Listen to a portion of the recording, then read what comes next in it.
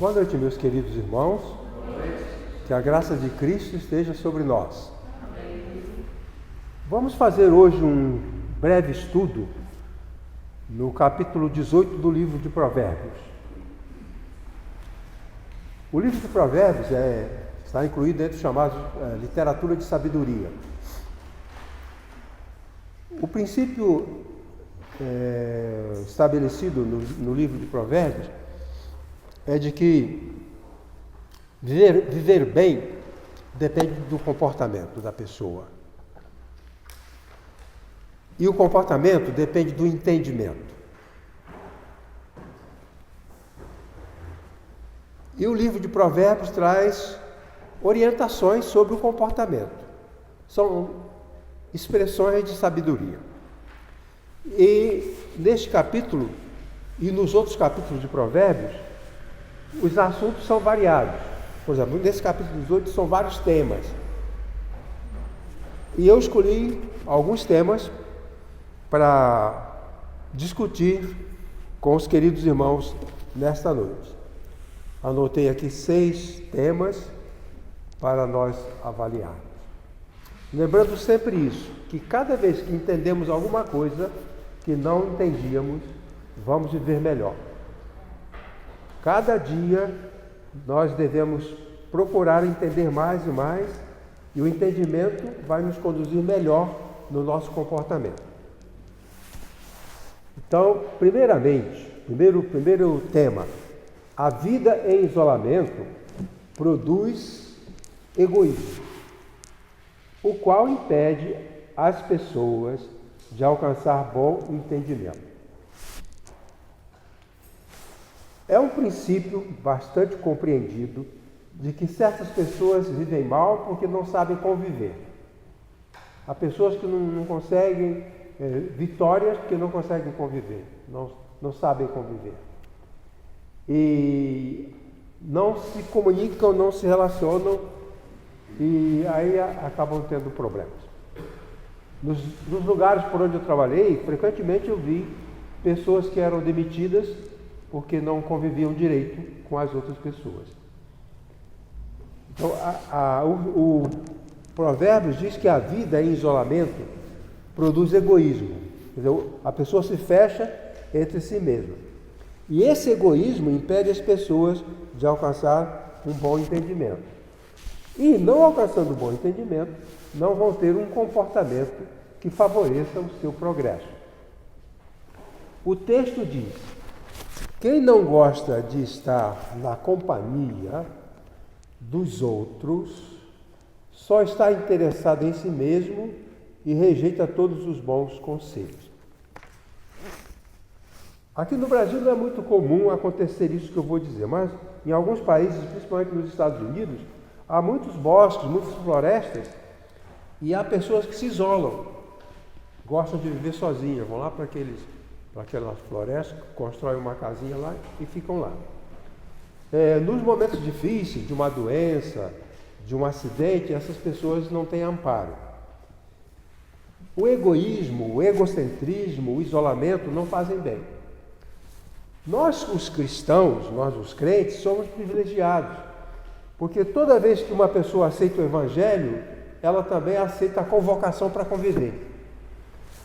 Como lemos no livro dos Atos, à medida que as pessoas iam entendendo a mensagem do Cristo, elas se agrupavam. Aí surgiu a igreja. A igreja é um agrupamento de pessoas que tiveram uma experiência com Cristo. Então, cada um que ia aceitando a experiência com Cristo, cada um que ia entendendo, ia se juntando. Aí surgiu a igreja, o corpo de Cristo. Pois bem, as pessoas que se isolam, elas perdem grandes oportunidades. E é interessante que na família, que é um agrupamento importante, muitas vezes há isolamento, né? Às vezes nós somos isolados dentro de casa. Na igreja, nós somos crentes, pertencemos a uma igreja, temos o nosso nome no hall de membros, mas não convivemos. E é prejuízo. Quando a liderança, quando o pastor ou o líder insiste para estarmos juntos, ele está dando uma boa sugestão, é uma boa dica. Quando falamos, venham aos cultos, venham às reuniões, vão para os grupos familiares, essa orientação é uma orientação benéfica, porque o isolamento é ruim. Nós aqui estamos em comunhão, mas há alguém que está isolado na sua casa. Porque eu quero explicar, dizer que ver televisão é isolamento, é fechamento. Então quem está em casa vendo televisão está isolado, certo? Eu vi uma vez uma figura de uma velhinha que ficava vendo televisão, naquele tempo, meia-noite os canais de televisão saíam. E a velhinha ficava lá só vendo televisão. Quando saiu o canal, quando apagava, ela, tchau, né? Dava tchau para a televisão, coitadinha. Então, isso é ruim, isso não é bom. Você, na hora de dormir, não ter alguém para você dar uma boa noite, dar um abraço, desejar uma boa noite. Isso é ruim. Então, o salmista, o provérbio, o sábio, recomenda a comunhão, a convivência. Tá bom? Vamos discutir duas questões sobre isso. Primeiro, a vida em companheirismo produz comunhão, que é uma virtude cristã muito reconhecida na Bíblia.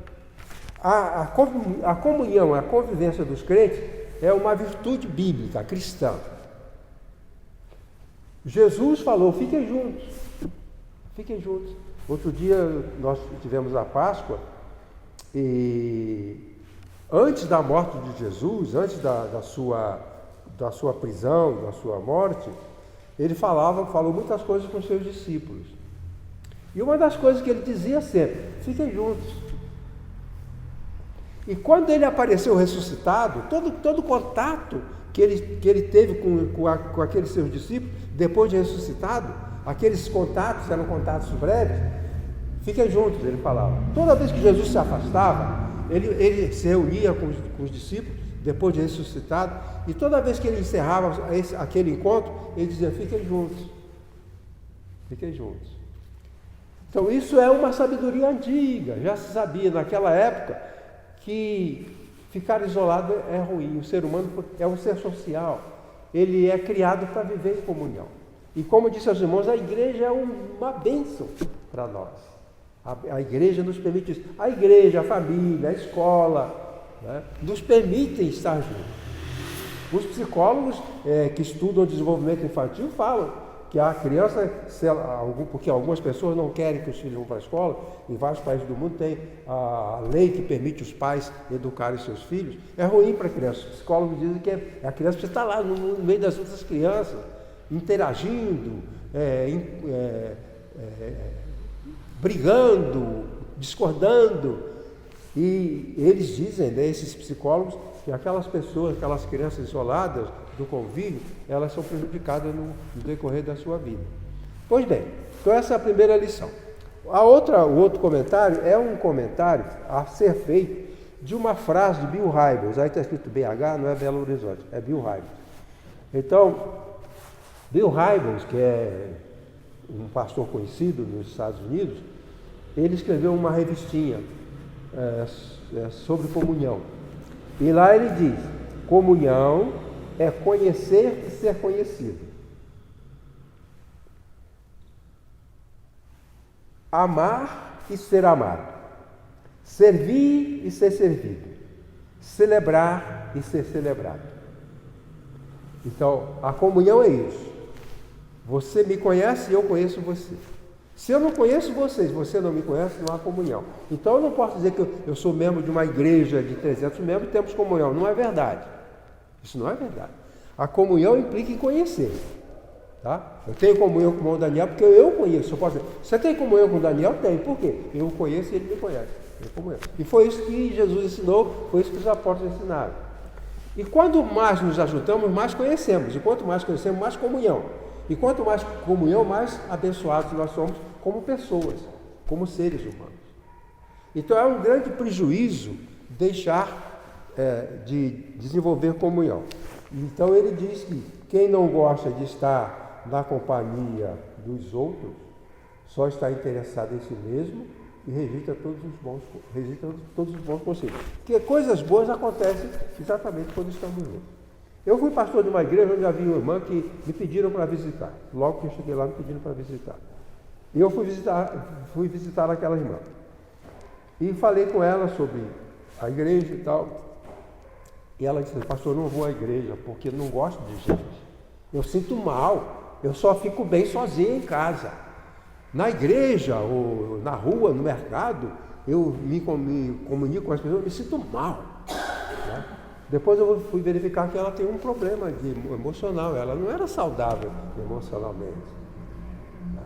Porque aquele que não se sente bem na igreja, olhando as pessoas, as crianças correndo, não se sente bem, fazendo um lanche junto, então é uma pessoa que está muito prejudicada. Eu não pude entender o que aconteceu com ela, não sei por que ela ficou assim, mas estava errado. O correto é: eu quero conhecer alguém. Quanto mais conhecemos pessoas, mais nossa vida se enriquece. Então o Bill Hybels diz: conhecer e ser conhecido. Não é ser membro da igreja apenas, isso é o primeiro passo. Mas precisamos conviver, precisamos conhecer. Nós estamos aqui no culto de oração, isso é uma bênção. Às vezes nós nem percebemos quanto bem um encontro nos faz. Às vezes nem percebemos. Quanto benefício é convivermos, estarmos juntos, compartilharmos. Depois ele diz que é conhecer e ser conhecido, amar e ser amado. Não adianta eu conhecer a pessoa e não gostar dela. Então, a comunhão existe quando eu amo e sou amado. Isso é fundamental. É o que Jesus falava: amai-vos uns aos outros, amai-vos uns aos outros, convivei uns com os outros, convivemos com os outros. Paulo dizia: fiquem juntos, amai-vos uns aos outros. Isso é ensino da palavra do Senhor. E depois, servir e ser servido. Certo? Então, na comunidade, por exemplo, na família, é bom que o marido, de vez em quando, faça alguma coisa para a esposa, servir. Certo? Levar um chazinho na cama, isso aumenta a comunhão. Servir. Dá uma ajuda na cozinha, isso é serviço mútuo. Servir e ser servido. Né? Na igreja, às vezes a gente tem o lanche, vai lá, pega um bolo, dá para alguém que está lá distante, é serviço, isso é servir. E Bill Hybels diz que não há comunhão sem serviço. Nós somos muito abençoados porque os irmãos estão sempre disponibilizando alguma coisa para a gente. São bondosos, nos servem.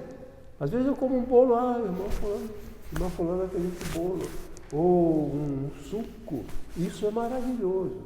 Isso faz comunhão e é bom para a gente, é bom para a nossa saúde. E finalmente, é uma coisa que nós pouco fazemos: celebrar e ser celebrado. Celebrar é dizer: oba, que bom você estar aqui, que legal. Isso é celebração. Celebrar é exaltar o outro, é demonstrar o valor do outro, é dizer para o outro: você vale, eu quero a sua companhia. Isso é celebrar. Cantar parabéns no aniversário é celebração. Celebrar é exaltar o outro com o nosso comportamento. É mostrar alegria pelo outro.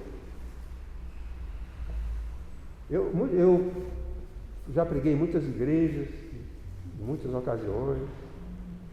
E na hora do final, né, é comum a gente pastorear a porta para completar os irmãos. Porque, na verdade, todos os crentes que vêm me ouvir, eu sou anfitrião de vocês. Eu que recebo vocês. Vocês vêm para estar comigo, para me valorizar. Então, quando eu vou embora, eu quero agradecer porque você veio. Você me permitiu exercer o meu ministério. Se os irmãos não estivessem aqui, o meu dom de pregar não poderia ser exercido. Mas como vocês estão aqui, vocês me dão a chance de agradar a Deus, expressando o meu dom que Deus me deu. Então é tremendamente fundamental. Aí eu celebro vocês demonstrando que eu gosto disso, e vocês me celebram demonstrando que gostam disso. Agora, se não há celebração, né, também não há comunhão. Aí eu falava dessas igrejas onde você vai, e na saída você vê todo mundo sair do carrancudo. Eu conheci um pastor que ele nunca ia à porta para despedir as pessoas. Ele ia lá, pregava, entrava no gabinete e ia embora. E ele mandava, cada domingo tinha um diácono que era escalado para despedir a congregação. Ele fala, despedir a congregação. Quer dizer, você veio aqui, eu vou demonstrar que gostei e fico lá na porta e dar um tchau para você. Mas ele nunca fazia isso, ele mandava um diácono fazer. Eu me lembro do general Figueiredo, né? Que certa vez, conversando com alguém, ele falou assim, eu não gosto de gente, eu gosto de cavalo. É igual a rainha da Inglaterra, aquela que morreu. Ela era louca por cavalo, certo? Mas não há uma cena em que ela abraça uma pessoa. A gente vê cena em que ela está, desde jovem, acariciando o cavalo. Mas você não vê uma cena em que ela está abraçando uma pessoa. Pegar uma criança, aqui no protocolo, para cumprir um protocolo, pega uma criança no colo. Então ela não gosta. Não gosta de gente. Tem muitas pessoas que não gostam de gente. Jesus gostava das pessoas. E gostar das pessoas é uma bênção. Porque nos faz crescer, nos faz evoluir, nos alegra, nos cura. Ricardo Sandrinho, ele escreveu um livro sobre curar também a tarefa da igreja. E ele falou do poder da cura, do abraço. Mas onde você vai abraçar alguém? Outro psicólogo diz que todo ser humano precisa de pelo menos 8 abraços por dia, por bem da sua saúde. Por bem da sua saúde. Então, que a pessoa, o ser humano, precisa para a saúde, do bem-estar dele, emocional e físico, pelo menos de 8 abraços por dia. Mas onde é que nós vamos abraçar as pessoas? 8 vezes por dia. A igreja é uma oportunidade. Você no domingo, você tem aqui 70 pessoas, 80 pessoas, você pode receber 80 abraços. 10 vezes mais, aí guarda para a semana. No outro domingo você vem. Então eu não posso dizer, eu passei o dia e não recebi abraço, eu vou receber 1, 2, 3, 4, 5, 6, eu recebo abraço. E o Ricardo Sandrini falou que na igreja é fundamental isso. Esse Ricardo Sandrini era um médico, cristão, psiquiatra, que ensinava como é que a igreja facilita a saúde mental. Como é que a oração, a comunhão, a pregação, como é que essas coisas curam? Como é que essas coisas fazem bem para a saúde? Eu fui pastor de uma igreja onde uma irmã muito doentinha, ela vinha à escola dominical. Via devagarinho. E eu falava com ela assim, a irmã está tendo um sacrifício, né, para vir chegar até aqui. E ela fala, pastor, que eu venho aqui, quando eu volto eu estou melhor. Não é a mágica de pastor curandeiro, que vai lá e faz aquela papagaiada lá. Não. É que Deus criou o mundo de tal maneira que nós curamos uns aos outros, porque Deus fez isso. Pois bem, conhecer e ser conhecido, amar e ser amado, servir e ser servido, celebrar e ser celebrado. Dar um sorriso para o irmão é celebrar. Um abraço é celebrar. Uma palavra de elogio é celebrar. Então, sai. O livro de Provérbios diz que essa comunhão é importante. E quem fica isolado, é egoísta, vai ter problema, vai ter dificuldade. Né? No item 2, o tema é: precisamos tomar cuidado para não participar de conversas que contenham mexericos ou fofocas. Elas são atraentes, mas danificam os relacionamentos. Essa passagem aqui, hoje não tinha água, não tem água. Arranja água para mim. Alguém, por favor. Por incrível que pareça, os colírios que eu uso me resseca a boca. Impressionante isso. E o doutor falou que tem que dar um jeitinho, beber aguinha, mas não resolve. Pois é. Então, continuando aqui, ele volta a falar agora da comunicação, da conversação. Então, mudou o assunto, né? O primeiro era a comunhão, a convivência, e agora no item 2 é o cuidado que nós temos com a conversação. O ser humano é um ser que tem possibilidade de conversar, é o único ser que fala naturalmente, né? Alguns animais podem aprender a falar, mas aquilo ele não sabe o que está falando. Mas a conversação, ela precisa ser orientada, a conversação não pode ser de qualquer maneira. Os irmãos sabem, de vez em quando a gente vê na televisão, houve uma briga num bar, alguém morreu. Sabe por quê? Porque alguma coisa foi falada. Desculpa, vou diminuir.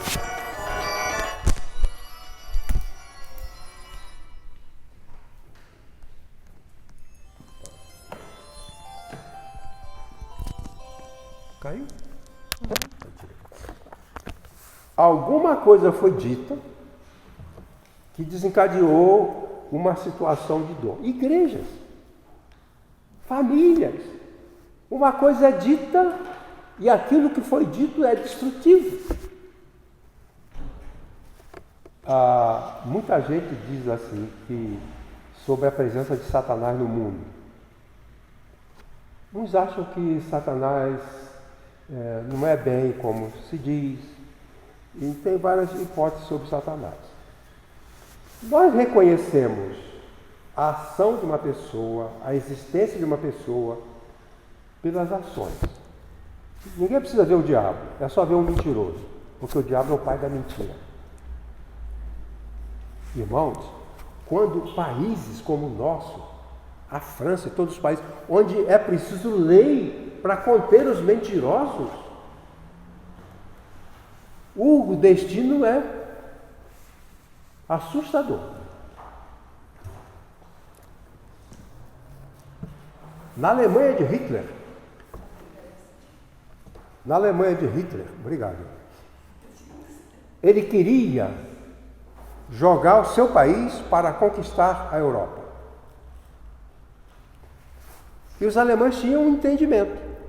E ele sabia que com aquele entendimento que os alemães tinham, ele não ia conseguir o apoio, porque eles tinham uma compreensão. Então ele queria mudar essa compreensão. Então ele contratou um especialista chamado Goebbels. E Goebbels foi convidado a modificar o pensamento dos alemães com mentiras. Ele é um especialista da mentira. A mentira aqui hoje no Brasil, essas fake organizadas, aqui no Brasil há empresas que cobram para inventar mentira para destruir o outro. Certo? E essas empresas estão por aí inventando mentira. Então, se há mentira, então o pai dela deve estar por perto, que é o diabo. Pois bem, o escritor de Provérbios fala que a gente tem que ter cuidado sobre o que é dito, sobre o que se fala, que nós não devemos participar dessas coisas.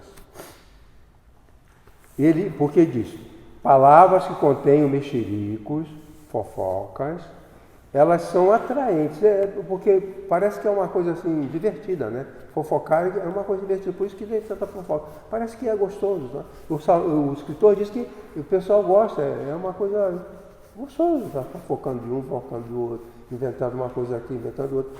Mas ele diz que essas coisas podem ser atraentes, mas elas danificam os relacionamentos. Como falei para os irmãos, guerras surgiram por causa de mentira. Países foram destruídos por causa de mentira. Famílias foram destruídas por causa de fofoca. Igrejas foram destruídas por causa de fofoca. Quem é crente antigo já viu isso, sabe disso. Inventa-se coisas, mentiras, e propagam isso. O livro de Provérbios diz que se nós entrarmos nessa, nós vamos nos dar mal. Então nós precisamos ter cuidado com as nossas conversações. Em casa, com as famílias, nós precisamos ter muito cuidado com essas conversações. Chegou uma senhora para mim e disse, faz tempo, pastor, nós agora estamos no grupo do WhatsApp. Eu não sabia o que era. Eu falei, o que é o grupo do WhatsApp? Não? O que é isso? A gente tem um grupo e a gente se comunica, né? Nós nos comunicamos, um fala uma coisa, outro fala outra, nós mantemos esse convívio. Então tinha um grupo do WhatsApp na igreja já. Um dia ela chegou e eu falei, e aí, vocês têm aproveitado? Não, pastor, houve um problema tão sério. Vejam só, Um homem casado elogiou pelo WhatsApp uma mulher também casada. Coisa simples, boba. Ah, domingo você estava com perfume, hein? Caramba, que bonito. Pronto. Criaram uma confusão,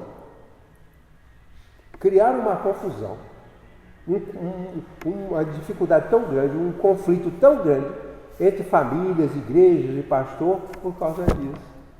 Uma bobagem, uma besteira, que tem um poder tremendo de destruição. Aí ele fala que pode ser até uma coisa legal, pode ser até engraçado ou divertido, mas as consequências são tenebrosas. O terceiro argumento diz que os justos buscam refúgio e segurança em Deus, o qual é para nós a verdadeira fortaleza. Aqui já é outro tema. Como eu falei para os irmãos, cada capítulo de Provérbios trata de vários temas. Aqui já é outro tema.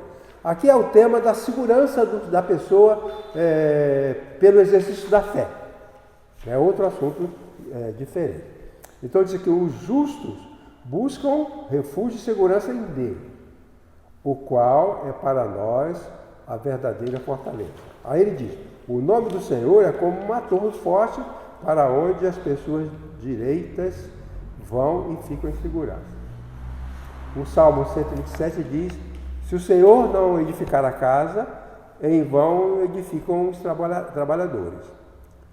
Se o Senhor não vigiar a cidade, em vão vigiam as sentinelas. O escritor de Provérbios aqui está chamando a atenção para o fato de que nós precisamos ter fé, buscar dirigir o nosso pensamento e o nosso socorro em Deus. É como dizia o outro salmista, né? Eleva os meus olhos para o monte. Era uma situação de perigo, muito perigo. São viajantes, peregrinos, há bichos, há feras, ladrões, bandidos, e eles estão andando na escuridão. Aí ele olha para os montes. Aí ele diz, eleva os meus olhos para os montes. De onde me virá o socorro? Dos montes? Não. O meu socorro vem do Senhor. É do Senhor que vem o nosso socorro. Nós não vamos ter socorro por ir à floresta, por ir a quem esteve aqui domingo, ouviu o que eu falei. Não vamos ter socorro. Aqui ele diz que o socorro, o justo é aquele que se relaciona bem com Deus. Aqui nesse contexto, quando chama uma pessoa de justo, é uma pessoa que tem um bom relacionamento com Deus. O justo é aquele que se relaciona com Deus e o ímpio é aquele que não se relaciona bem com Deus. Tá? Aqui ele diz que os justos buscam refúgio e segurança em Deus, o qual é para nós a verdadeira fortaleza. Então é uma recomendação para que aquele que se relaciona bem com Deus use desse privilégio para buscar socorro em Deus. O quarto tema diz, a nossa palavra deve ser fruto de reflexão e deve ser proferida apenas após ouvirmos e entendermos aquilo que o outro tem a dizer. Do contrário, agiremos sem sabedoria e ficaremos sujeitos a passar vergonha.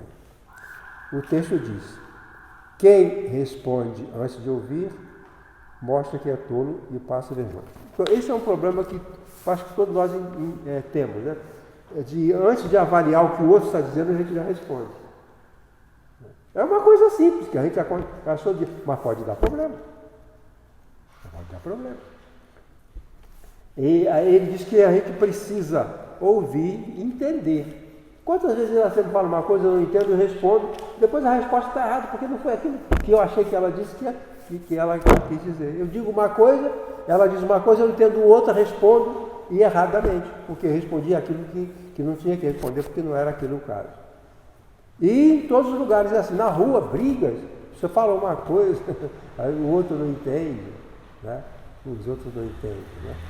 Eu já contei aqui que eu estava no mercado e vi um homem só na fila do caixa com um pacotinho de miojo, pacotinho de miojo. Eu falei, caramba, fiquei pensando, esse homem vem ao mercado e compra só um pacotinho de miojo. Será que é só isso que ele precisa? Será que ele não precisa de mais alguma coisa e não compra porque não pode? E eu me simpatizei com ele e falei, o senhor comprou só isso? Eu esperava que ele dissesse, olha, eu comprei só isso porque é esse o dinheiro que eu tenho. Eu falei, o que mais que o senhor precisa? Eu ia falar para ele. O que mais que o senhor precisa? Ah, bom, eu gostaria de levar arroz, gostaria de levar feijão. E eu ia pagar para ele uma pequenina cesta para ele. Mas ele respondeu com grosseria. E saiu da fila e foi para outra fila. Ele não sabia, eu não estou criticando ele, eu não estou maltratando ele, eu não estou zombando dele, eu estou querendo me aproximar para o bem dele. Mas, muitas vezes, uma pessoa quer o nosso bem e nós respondemos, reagimos sem avaliar o que realmente está implicado. E o texto diz que se nós fizermos isso, se nós respondemos antes de ouvir, nós vamos mostrar que somos tolos e vamos passar vergonha. Quer dizer, ele não quis saber o que eu tinha para dizer. Então, muitas vezes acontece isso, né? E alguém quer dizer uma coisa para a gente, até no bom sentido, e a gente responde intempestivamente. Né? Pois bem, não devemos fazer isso. Estamos, então, no item 5. Sim? Tá, acho que vai no tempo. Dificilmente conquistaremos de novo um amigo que perdemos por tê-lo ofendido. Ofensas destroem as amizades. Aqui, então, muitas vezes nós ofendemos uma pessoa que não devia nos ofender porque aquela pessoa está do nosso lado. Se eu ofendo uma pessoa que é contra mim, que não está do meu lado, é ruim, mas tudo bem, essa pessoa vai embora. Mas às vezes eu ofendo uma pessoa que eu preciso do meu lado. Né? Preciso daquela pessoa do meu lado e eu ofendo e ela se afasta de mim.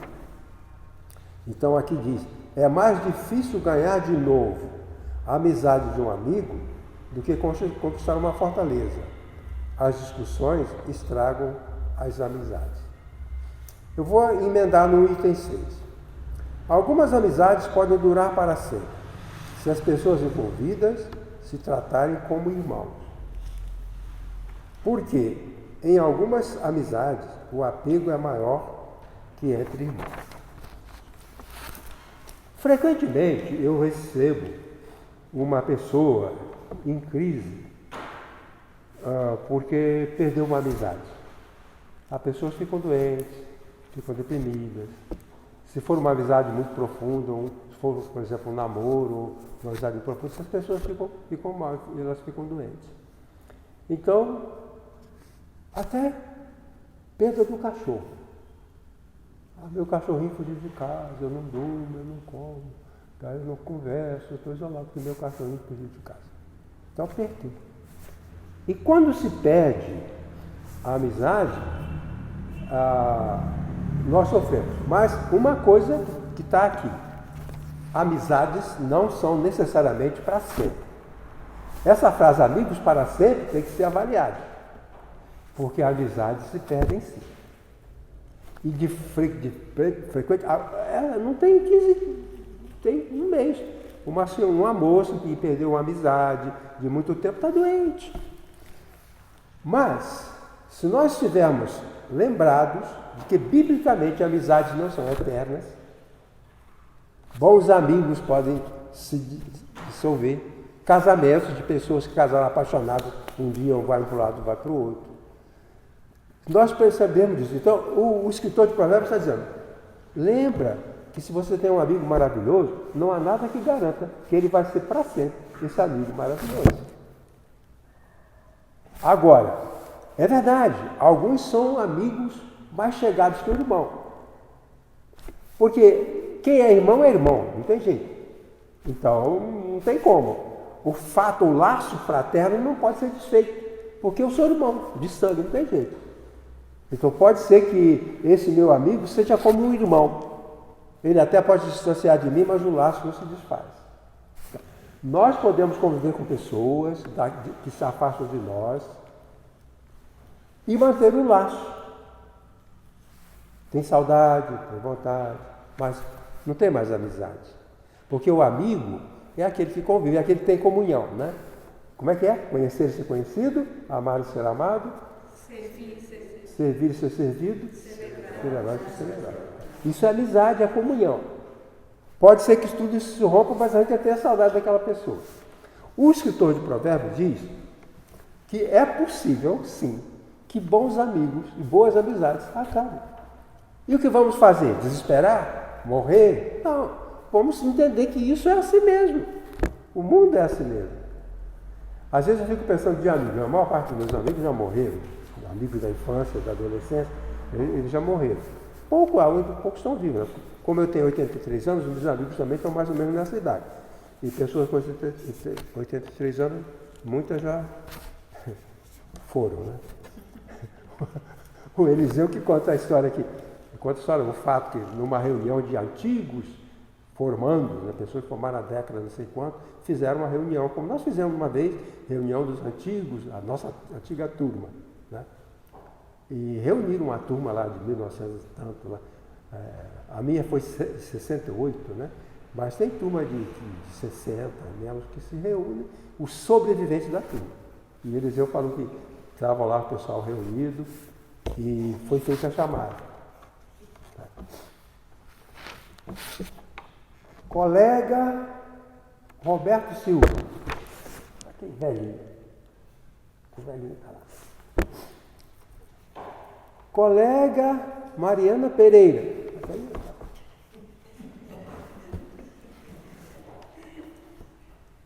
Colega Hamilton João. Nada. Aí alguém. Já não está mais entre nós. Não está mais entre nós. Então, mais cedo ou mais tarde, já não vai estar entre nós. Então, as amizades, elas não são eternas. E ele nos alerta, porque nós não podemos ficar em desespero se acabou a amizade. A vida continua. Temos que continuar. E eu fico pensando, esse pessoal lá que escreveu a Bíblia, dá a entender que eles tinham doutorado em psicologia. Porque ele está falando uma coisa que eu estou vendo no consultório, está na minha cara, está na minha frente o que ele está relatando aqui. 2023, ele escreveu lá atrás, séculos passados, e está aquela moça na minha frente, igual o que ele escreveu aqui. Amizades se acabam e ela não suporta. O que ele diz é o seguinte: você deve preservar suas amizades. E pode não ser possível preservar. Algumas vão ficar porque há amigos mais chegados que o irmão. Pode haver, ou não. E nós, sabendo viver, aquela moça, por exemplo, não precisava estar doente, mas ela está doente. Tive que dar licença para ela, para ficar em casa uma semana, porque ela não consegue trabalhar, ela chora todo, porque uma colega rompeu com ela. Não quer mais saber da amizade com ela, arranjou outros amigos. Eu falei, é normal, as pessoas mudam, mas ela está doente por causa disso. Provérbios é uma bênção. Ensina a viver.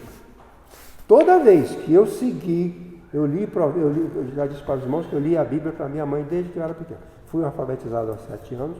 Naquele tempo a gente podia entrar na escola antes. A criança com menos de 7 anos não podia entrar na escola, era proibido. Quando eu entrei na escola, um mês depois eu estava lendo e comecei a ler a Bíblia para minha mãe. Eu li a Bíblia para minha mãe. Ela só não gostava que lia o Apocalipse, porque ela não entendia nada. Nem eu. Mas, Provérbios eu lia. Maravilha. Maravilha. O Provérbio diz assim: vai ter com a formiga, ó preguiçoso. Eu com 12 anos com a preguiça. E as formigas trabalhando, né? Que maravilha, eu vou trabalhar.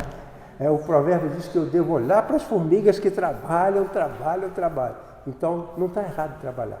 Ele diz, vai ter com a formiga, ó preguiçoso. Aprende com elas, é sabedoria trabalhar. Então não tem problema de trabalhar. E provérbios é isso. Ensina o caminho, ensina o rumo, dá lições. E vivendo de acordo com esse entendimento, vamos evitar muitos problemas. Vamos viver uma vida bem mais centrada, bem mais organizada.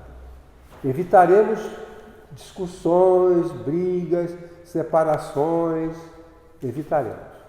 E aqui então nós temos essas. Não viver em isolamento, aprender a ter comunhão, cuidado com as conversas,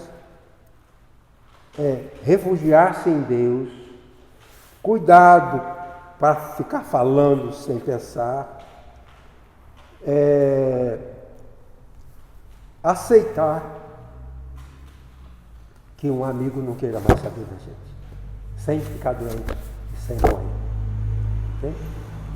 Que o Senhor nosso Pai nos ajude e que encha de sabedoria o nosso entendimento e o nosso coração, para que a cada dia a palavra de Deus nos conduza de tal maneira que seremos mais e mais vitoriosos, muito mais triunfantes. Amém. Deus nos abençoe.